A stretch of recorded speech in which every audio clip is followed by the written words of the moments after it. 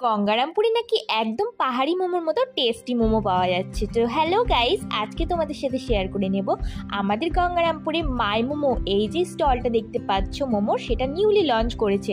লোকেশনটা হলো গঙ্গারামপুরে রেমন শোরুমের একদম অপোজিটেই। এই দোকানটা তোমরা পেয়ে যাবে। কারা কারা দোকানটায় গেছো, খেয়েছো এবং তোমাদের কেমন লেগেছে অবশ্যই কিন্তু আমাকে কমেন্ট করে জানিও। প্রথমে মেনু কার্ডটা দেখে নিলাম কি কি পাওয়া যাচ্ছে। এর আগেও আমি এখানে অনেকবারই এসেছি। তো আমরা আজকে চলে এসেছি মুখের সামনে ধর।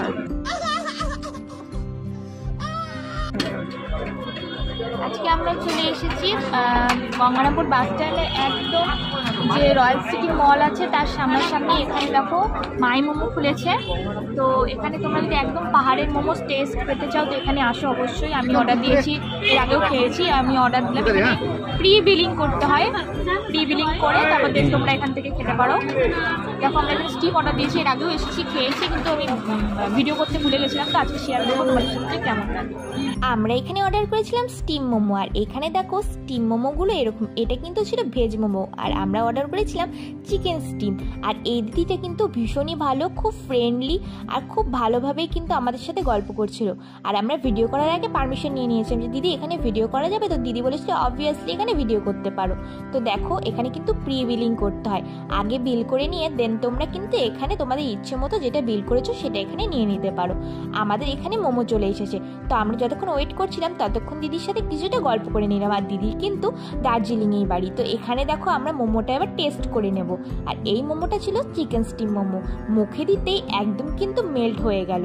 আর এই মোমোর সাথে দিয়েছিল একটা চিলি সস, আর একটা দিয়েছিল টমেটো সস। খেতে কিন্তু ভীষণই ভালো ছিল। আমরা নিয়েছিলাম ক্রাঞ্চি মোমো, যেটা কিন্তু আমি ক্লিপ নিতে ভুলে গেছিলাম, বাট তোমাদেরকে দেখে দিচ্ছি। আমাদের কিন্তু ক্রাঞ্চি মোমোটা এখানে রেডি হচ্ছিল। আর এখানে কিন্তু আমি যতক্ষণ খেয়ে নিলাম তারপরে কিন্তু এখানে স্যুপ দেবে। স্যুপ কিন্তু এখানে দাদাদের দু রকম, একটা ছিল চিকেন স্যুপ, একটা ছিল ভেজিটেবল স্যুপ। আমরা যেহেতু চিকেন মোমো নিয়েছিলাম তাই জন্য আমাদের চিকেন স্যুপ দিয়েছিল।